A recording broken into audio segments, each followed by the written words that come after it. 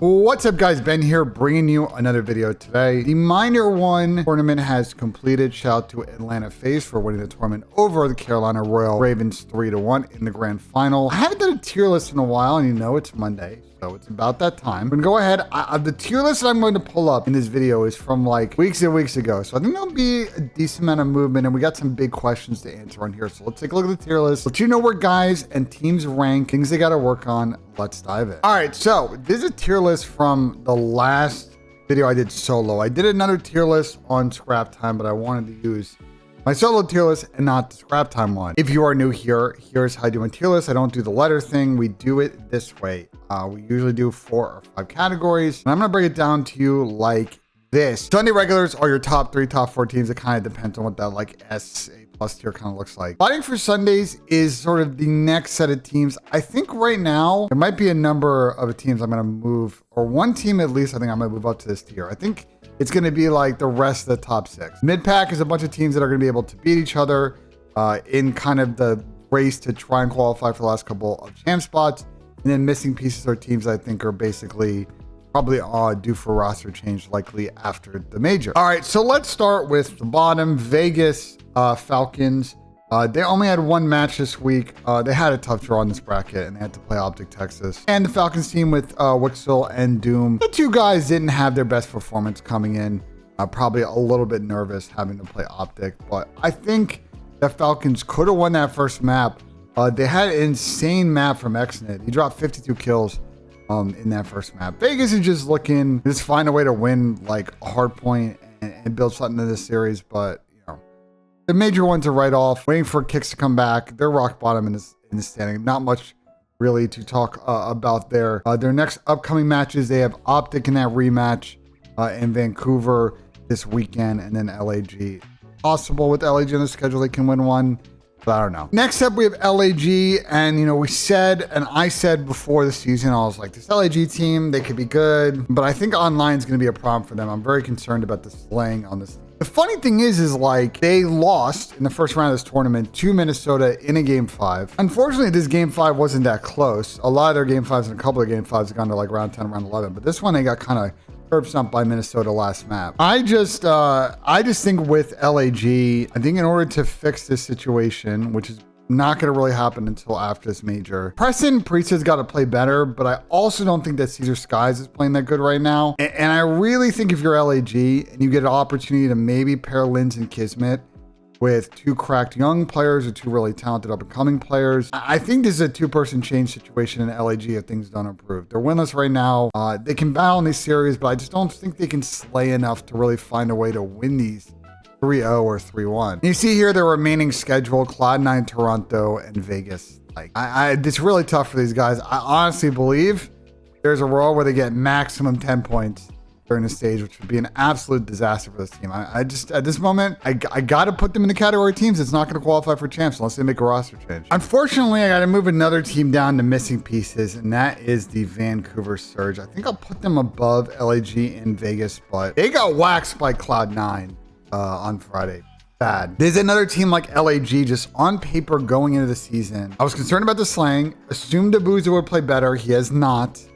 He has not played the levels that we saw last year. And I assumed O4 would get more consistent in respawn, and he is not. And this is the result of that. Like, they just don't have a game mode that I really think is that stellar. I mean, maybe it's search once they kind of even out this map pool and play a few more matches. And the control's not too bad, but the hard point is just, they continue to just be a concern with this team. It's hard when your 2 best players are in the 0.9 category. You know what Charlie and Byron are kind of give you, Hixie and Nasty. So I don't know, man. It's just really tough for this Vancouver team right now. Vegas, big regain match for them on next week, or this weekend rather. And they got Carolina and Minnesota. Like, if they can find a way to win 2 or 3 here and get some kind of momentum going to the losers bracket, or maybe they back into winners bracket by going 3 and 4. We'll see, but I just this Vancouver team's looking like a top 12 at Major 1, and I don't know if they can really hold back on the roster change front, or maybe they try to get it going one more stage. We shall see. I'm gonna move one more team down to missing pieces. This is a weird tier list. It's not going the direction I thought, but as I look through this, I gotta put Miami here as well. I think maybe the tough thing is that Miami didn't end up losing in the first round to the team that ended up winning the tournament. But Miami finally lost a Vault Control. They were undefeated in the game mode. They got slammed on that protocol. The S&D, it was 1-1 when Simp clutched that one before, and then from there, well, we know about Miami's S&D struggles. The only map they looked good on was that red card off the rip. FaZe looked lost on that map. But I mean, I don't know what to say about this Miami team. The reason that I want to put them in that category is for two reasons. One, their schedule upcoming, Cloud9, Thieves, and Carolina is brutal, and I really don't expect them to win more than one match. Probably this Cloud9 match, but I don't see a victory for them against Thieves or Carolina. But at that point, you're in losers bracket. We'll see their drop, but I think they're a bottom 12 candidate. I mean, I just think that they're going to bring Super in the minute that his visa's done, and one of these four guys is going to go, and they're just kind of buying their time until they kind of make the version of the team that they really want to make, and probably wanted to make, through most of this year. So once they get them in, we'll see. But I think for now, I got to put them in this category. It sucks to have 4 teams at the bottom. I think this is, if I had to pick 4 teams tomorrow that I think will get top 12 at this tournament, I think it's these 4. I am going to blow away a couple of the categories here because there is a lot of parity right now. I have a hard time ranking the next set of teams. I think you could make a legitimate case. Bear with me for a second. I can make a legitimate case that all 8 of the teams fighting for Sundays right now and Sunday locks, and we're going to shuffle these categories in a bit, all I think could theoretically pull up to the major and win. Doesn't necessarily think that all of them are going to show up to that event and play well. I think a couple of them will falter and a couple of them are going to get top 8 or whatever. But I just think that these 8 teams have shown me enough right now that I think they have the ability to get something done at the LAN. It's possible that, over the course of the next 2 weeks, maybe I'll feel differently. But at the moment, I just don't see a real better way to kind of rank everybody. You might think it's a cop-out. It's hard to separate some of these teams. So let's kind of dive into the whole mumbo jumbo we got here. We're gonna start with Cloud9. I'm gonna kind of leave them in the spot that they are in right now. They beat Vancouver and they lost to the Minnesota Rocker in a game 5. I think Cloud9 is getting better, but I still have some concerns about the slaying on their ARs and just kind of reliance right now on Mac and Kremp sort of going off in order to get there. But I think you saw some promising signs. Dylan and Dante attached and Sid both had some good S&D and control match this weekend. I just think in hardpoint right now, I don't know if I'd put Cloud9 above these other teams. And I think that might kind of limit their ceiling and limit their opportunity in some of these series beyond just, playing one of the weak missing pieces teams or trying to clutch in the game 5. But I think on paper, they have potential, and I'm going to leave them in fighting for Sundays right now. They're like the one team in this tier that I'm like the most iffy on, but I don't want to just like make one tier just for Cloud9. Or maybe I do. I don't know. Actually, I'm talking myself into it now. We're adding a Cloud9 tier. Cloud9, I don't know. We're putting them in it because I don't know with this team, bro. They could be good. They could not be. I don't know. I'm talking myself into just kind of putting them on a tier of their own. All right, next team I want to talk about is Boston. I think that I'm going to put them behind the Minnesota Rocker. I think it's very close, though. The reason I have Boston behind Minnesota is they had a bye in this tournament. They lost to OpTic in the game 5, and they kind of really trolled, I think, a couple of rounds in the game 5. What's gave me a little bit of pause about this Boston team, and I have a very similar thought about Minnesota as well, is that every series they play is going to game 5. So they're grinding these out. And they've won more of those game 5s than they lost. But I just don't know if once people kind of figure out map pools and get comfortable with map sets, is Boston going to be capable of winning some of these series 3-0, 3-1? That I just don't know. And my other thing with Boston is that this schedule is really hard. Carolina, Atlanta FaZe, LA Thieves. So they've got Carolina this weekend, then FaZe and Thieves the last weekend before they go to Madrid. We're going to learn a lot about whether or not this Boston team is a real team, because I could see them losing all 3 games, and I'm just like, maybe they pull up to the major and they can back in top 6 as ceiling, or they win these and I kind of moved them way up the tier and I'm like, yo, this team's actually very good. But they are at a crucial point in their season. They got a very tough schedule draw here with how things have worked out. Can they make the most of it, or is this a stretch where we start to see maybe the lack of consistent slaying, top tier slaying, maybe hurt this team once we start to get into the business end of this major 1 cycle? Next, I had the Minnesota Rocker, and it was a really good run for them at this tournament. I have a lot of respect for this Rocker team because I think they are very much punching above their weight at the moment, and potentially there is another level if they can find some consistency here. They won game 5 with LAG. Okay, I mean, LAG goes game 5 with everybody. That we expected, to be kind of funky, and it wasn't the best Call of Duty being played in this series. And then Minnesota got a very nice reverse sweep against Toronto Ultra. coming back in that round 5 in the vault, a big Hossie win, and another clean Hossie search and destroy win. And then unfortunately, Rocker crashed out of the tournament in the semifinals, but this is a respectable loss. Game 5, the team that ended up winning the whole thing. They took a vault S&D, they took a vault control. The 2 hard points were close-ish. I think the protocol is pretty close most of the time. I remember correctly the flow of this. Yeah, it was pretty close most of the time. But I believe map 4, FaZe just kind of mostly controlled the whole way. And then game 5, I think FaZe was kind of cruising on the protocol. But that's still a good showing from Minnesota. I got a couple of things that are giving me pause for Minnesota. Because they are playing well, but hardpoint map pool, a little bit iffy. Again, we're starting to see people kind of understand their good maps, other teams' good maps. You look at this pool, and I know Rewind's not in, but Skyline and Red Card still are 0-5 combined for Minnesota. Some questions about the hardpoint map pool, but on the flip side, the S&D map pool looks really good, and their control looks really good. So it's navigatable for Minnesota right now.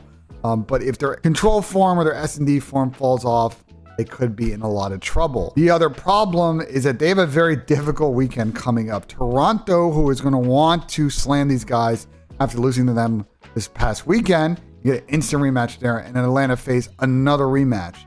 So maybe Minnesota find a way to go 1-1 this weekend, but I think they're going to go 0-2, and I think they're going to beat Vancouver. Like, I honestly believe that Minnesota can get top 4 at the major right now, but they can also just as well get top 12, I think, with the way that they're playing, the fact that they go to game 5 against teams like LAG. So we'll see. For me, that's got them on the back end of this category. But if you're a Minnesota fan, you're liking the progress. They got to keep at it. And I think they have some potential with the squad if they keep improving on the things they need to improve. So this is where it gets a little bit interesting.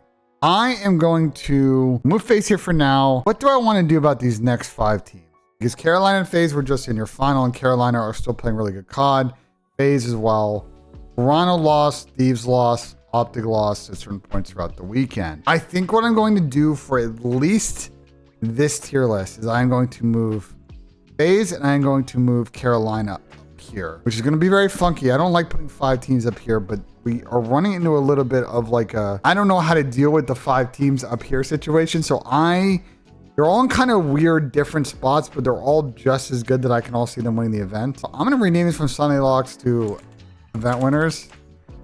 And let's go through the condition on all of them. All right, so I've ordered these teams in the way that I want to discuss and talk about them. I don't know who or how to rank these 5 teams. Toronto Ultra lost to Minnesota, as we just mentioned.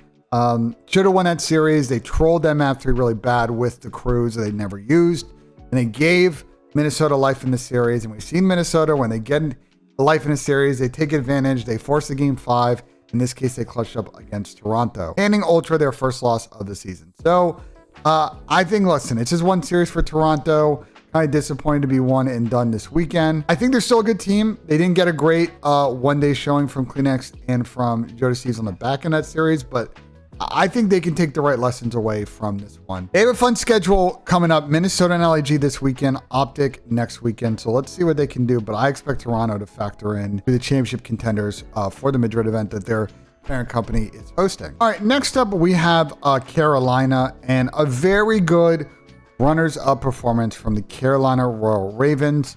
They had a tough battle against Cloud9, came in front on that one. They had a tough battle against OpTic, came in front on that one, and then came up short against FaZe because in the OpTic and FaZe matches, they just didn't really play Respawn at a level, I think, good enough to not rely on just being clutch S&D stars and control. Like, they just got buried on both the hard points. Like, if you look at this FaZe series, you know, the other 2 maps, 2 and 3, were close, but neither of these hard points were really all that close. That being said, the red card win against OpTic was really good, and I think Carolina's strength on protocol hardpoint is providing some matchup questions for some teams. Unless you're FaZe and you just say, screw it, we're going to just square up, and it worked out for FaZe. But either way, I really like this Carolina team. They are playing well. They are one of the contenders. Austin Litico playing great. Gwyn playing great. You're getting good contributions from TJ and Reese. I would say Reese is the weakest player on the team right now, but he's playing a role that he's still getting comfortable at. And you look at their map pool spread, mode spread. There's a lot to like here if you're a Carolina fan. Keep at it. Boston, Vancouver, and Miami for Carolina is a pretty free schedule. They should be able to handle and win at least 2 of these. If they stumble here against Vancouver, Miami will be a little bit disappointing, but of a lot of these other top teams, and teams that I think are in the contender pack. This is a very easy schedule. They need to use this to expand their map pool, close out these series, and get a lot of positive momentum, because this is possibly the first time ever that like a Carolina team has a real chance to win an actual LAN event in the CDL. All right, let's talk about Atlanta FaZe. And yeah, it's funny what a couple of weeks can do for a team or a really good weekend, right? We look at their performance in December and it was terrible. They blew that series against Toronto. They won first map, got slammed. Thieves, they got slammed in that last map, even though they battled the whole series. Got waxed by Carolina, probably the lowest point for the team. They didn't play that great against the Vegas Falcons. The 2 hard points for blowouts because Vegas is just not that good at the mode, but the control in the S&D. Then this weekend they pulled up and their respawn, their hard point in particular looked amazing. The search was also really good. The control is still, well, if you look at the stats, you'll see the control is a problem. 2-6, they got to clean that up. But 11-4 in hard point right now, and you see their hard point map pool is going to be a problem for teams. And search 5-5, but they play virtually every map. They haven't put Hossie S&D on the board yet. But there's a good split here and a lot to work with map pool wise. And I think in particular for me with FaZe, you know, obviously all 4 of them played well this weekend, and BZ was probably their best player, I think, and most impactful player. But MC Celium had an unbelievable Sunday. Duraza was contributing in excellent ways on Friday and Saturday. Simp had a lot of great plays, including an awesome 1v4 against Miami. They're just back on their BS. They look back. Their hard point and the speed which they play is great. And I think a lot of that is helped by the fact that their ARs don't have metal boots right now. And yeah, if you're a FaZe fan, back to regular service. The only problem is that because of their slow start to the season, they are 1-3 right now, and they need to find a way to win all 3 of these matches, or that Cloud9 match could get very weird depending on sort of tiebreaker situation. They got Minnesota this weekend. That's not a free W. They just played them and it was a tight series. You got Boston after that, another team with teams have very good teamwork. And then Cloud9. So this isn't the world's easiest schedule. They aren't playing Thieves or OpTic or Toronto or Carolina, but they are playing a lot of these other kind of teams that are in the mid pack and kind of fringe major 1 contenders. So they got to take care of business and guarantee winners bracket, or just because of their bad start, they might be in a losers bracket run situation for Madrid. All right, let's talk about OpTic Texas, and I got some strong thoughts about this one. Some that you guys might not like. I think that OpTic did not play great Call of Duty this weekend. I think they got away with playing some mid-tier COD.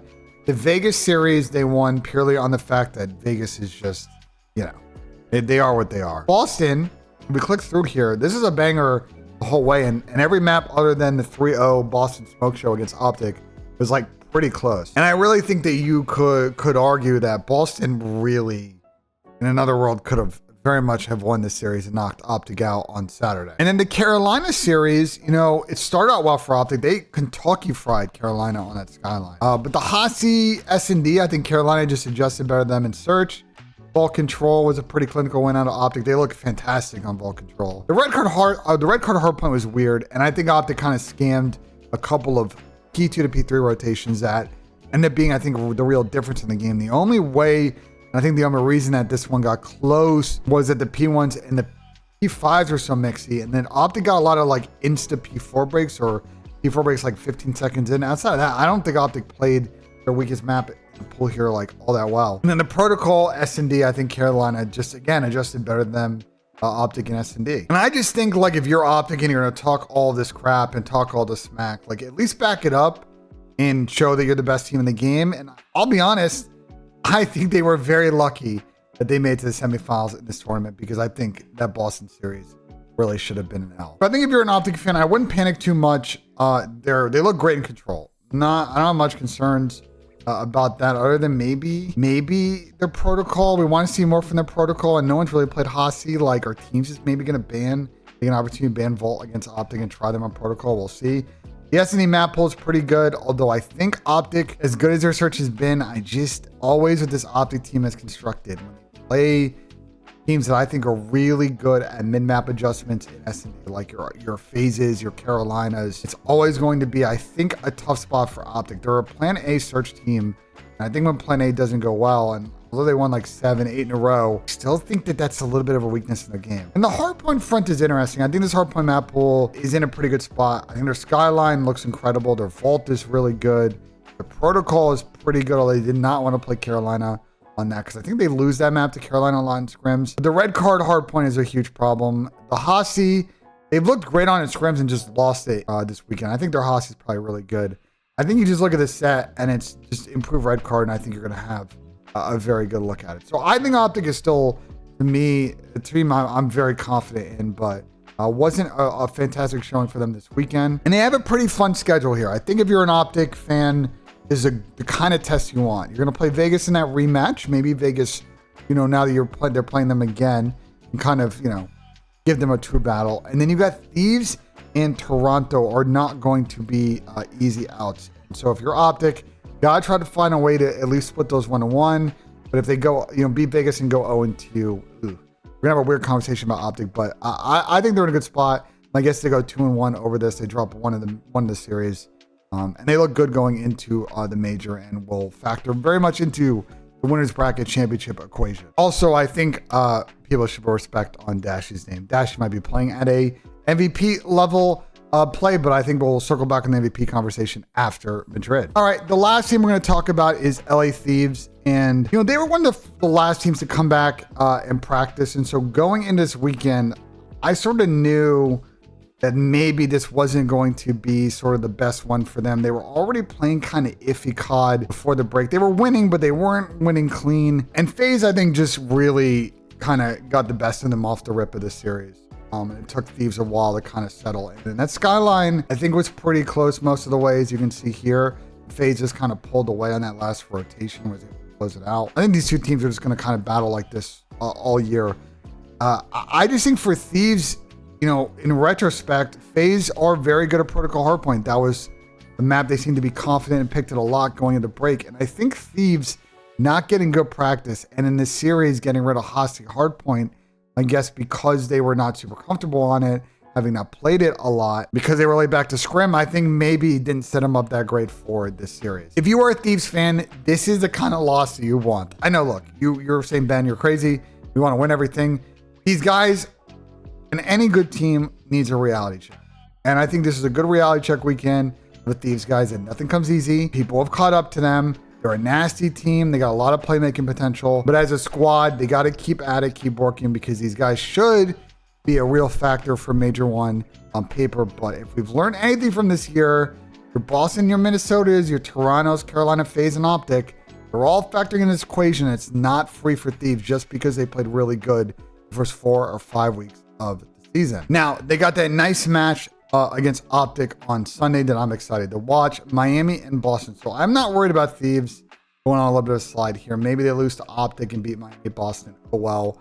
They're going to have a top seed going into the major. I just want to see them continue their form. And I do think that this S&D map pool, they are going to have to play Red Card Protocol and a Hacienda, I think, before this event. If they're just getting away only playing Skyline and Vault, they're going to run into a weird issue going into the major where a team will say, you know what, play us on the map that you have not played on in a single match at all this season. So want to see Thieves get a little bit more experimental here.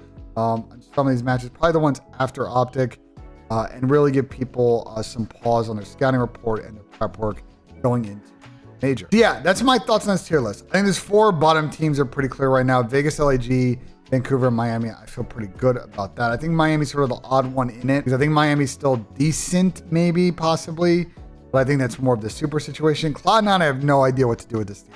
They might be good, they might be bad. I have no idea. Minnesota and Boston, I think, are good. Are they good enough that when the pressure's on land, they're going to be able to beat and upset some of the 5 teams above? That I am not sure. Toronto and Carolina are, kind of weird in the event winners category, that they are not, unquote, super teams, but they have both played well enough, with Carolina getting to the runners-up of this last minor tournament, and Toronto with their undefeated start prior to this tournament, where I think that both those teams kind of deserve to be in the category of teams that I think have a good chance to win one.